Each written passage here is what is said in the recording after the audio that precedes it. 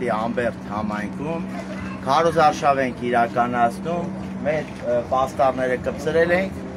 յուղից դեռ դուրս չենք եկել, արդեն տեսնում ենք ուրեմն պաստառը կպցրել են, մեկը նոր կպցրեցինք, իմաստը նրա տեսնում եք կոկեր պցել են այնքով։ Նաև տեսնում եք մյուս տեխնացուների պաստառներից փոքած, ընդդիմադիր տեխնացուների։ Բայց փոխարենը երբ նայում ենք մեր կողքը համատարած համարյոտը ուրեմն պահպանվել է, այսինքն